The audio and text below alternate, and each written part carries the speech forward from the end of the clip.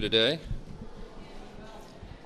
Yesterday, some of you may have seen a false headline in the New York Times, and the headline was terribly misleading. It said House Republicans are, quote, adjourning until September to avoid a vote on releasing Epstein materials. I just want you to know, and everybody here knows, that's an outright lie. It's not true. And they were forced to modify their headline and update it today. The reason is, we all know that's the initial lie travels much faster than the truth, and so we're making sure that people know what is actually going on here. I think every single one of your publications have known that the published schedule of Congress was decided in December of 2024, and it's been published ever since. We are fulfilling the calendar. We're working. We'll be working tomorrow. There have been votes every day this week.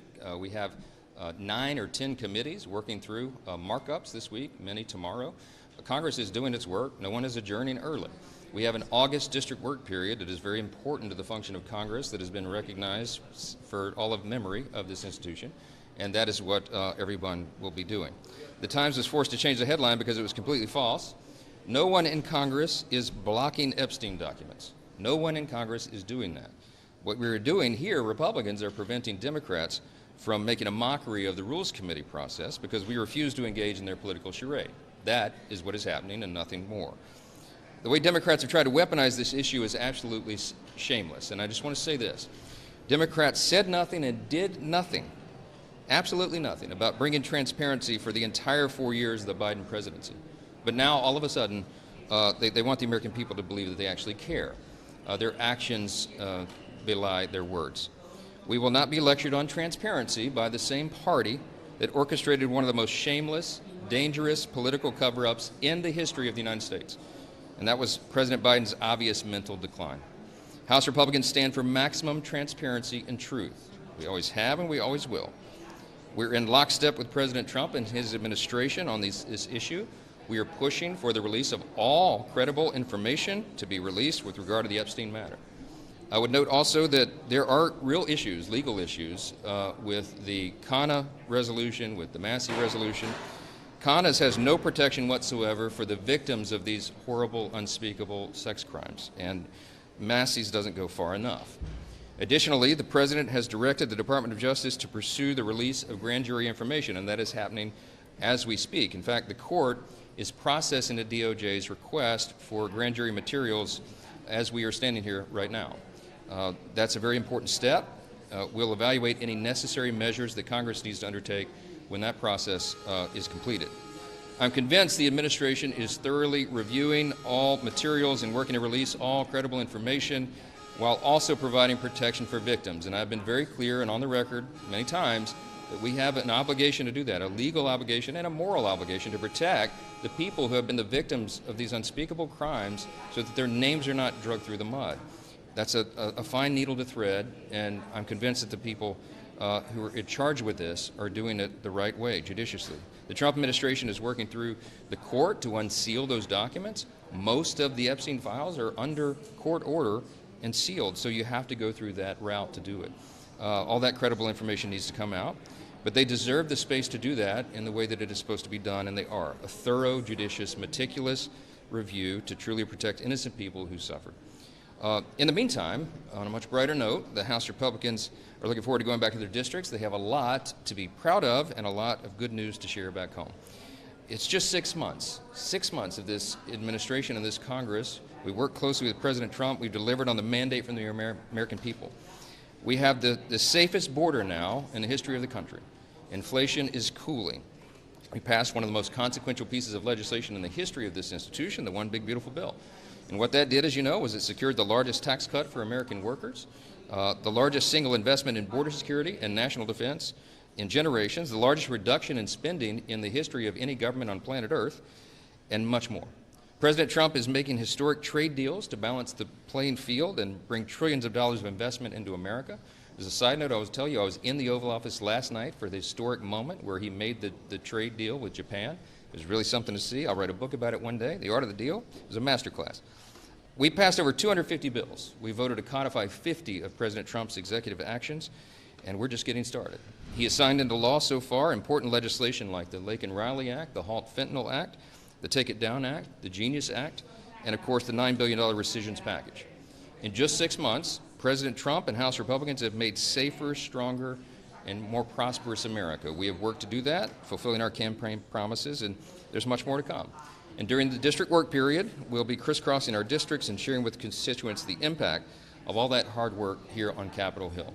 So I'll just conclude this and take a couple questions by saying, as we break apart here now to go home for the district work period, there's a lot to share with our constituents, a lot to share, a lot of good news, and we're looking forward to everyone feeling the positive effects of the work that's been done here so far. Mr. Speaker, based on what? Can I just ask you, do you feel like your Republican conference has gotten away from you on this Epstein issue? You saw yesterday Comer announcing that there is going to be a subpoena for Ghislaine Maxwell. Do you support the House Oversight Committee's work, and do you support the work of your members who do want more transparency on this issue? Of course. Look, there's no daylight between members of the House Republican Conference, or for that matter, between us and the White House. I fully support my committee chairs. Jamie Comer is a trusted friend. He's an excellent chairman of the Oversight Committee, and he has a duty and responsibility to follow the truth where it leads. And so every single one of us are for maximum transparency, and we'll use every power that we have to ensure that that's done.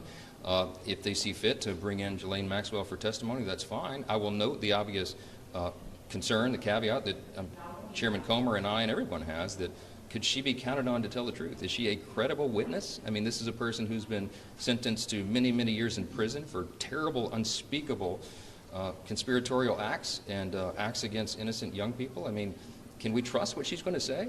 Even if she raises her hand and says that she'll testify under oath, is that something that can be trusted? You know, that's a reasonable question. Is that credible evidence? I don't know. But we'll have to see. We have to, uncover everything that we can and let the American people evaluate. Is there concern? I mean, obviously, we've seen the conservatives shut down the House floor routinely. You saw that you had to pull the rule because of fear of Epstein votes. No, we don't have any fear. No, hold on. No, Reese, no. There's no fear here. No, there's no fear. There's no fear. We're not going to allow the Democrats to use this as a political cudgel. Remember, they had 4 years. Hold on. The Biden administration held the Epstein files for 4 years. Not a single one of these Democrats or anyone in Congress made any peep about that at all. They could have brought a discharge petition at any point in the last 4 years. They chose not to. They waited until President Trump was elected. I think that's very suspect. And I will not allow the House to be drug into political gamesmanship. The promises that Republicans made to voters over Jeffrey Epstein, why not more of a sense of urgency? Why not just hold the vote today? There's no point in having a vote today because the administration is already doing everything within their power to release them. They've gone to the grand jury. They've requested the courts to unseal the documents so that they can be released. The president himself has said all credible evidence should be put out to the American people while protecting the innocent. That's where we stand as well. There's no point in passing a resolution to urge the administration to do something that they are already doing. And so that's why we're going to let that process play out. This is not out of fear in any way. What we're trying to do is maximize transparency and stand for the truth. Let me say this, very important. We want every single person who was involved in any way in the Epstein evils to be brought to swift justice. We want the full weight of the law to fall upon their head. And I will do everything within my power to make sure that is possible. That process is underway right now, and we'll see how it plays out. Mr. Speaker, you keep using the phrase that there's no daylight between you and the White House. Yeah. Don't you have a responsibility to build some daylight between you and the White House? You are a leader of a co-equal branch of government. Isn't part of what your members are concerned about is that there needs to be a second set of eyes? I'm the leader of the most important branch of government. In my view, it is Article 1. And if I see that Article 1 and our authority is being breached in any way, I'll act upon it. I'm a jealous guardian of our responsibility here, our constitutional authority, and that most important branch of government, in a government of, by, and for the people. But I will tell you this right now. When I say there's no daylight between me and the president, we talk about this privately. He's spoken about it publicly. I have as well. He's trying to achieve the same exact objective that we are, that every member of the House Republican Conference wants to achieve, and that is to let the American people decide. This information should have come out a long time ago. I've been an advocate of that. We all have. But that process is underway right now. Now, we've got to jealously guard that and protect it and make sure it's happening.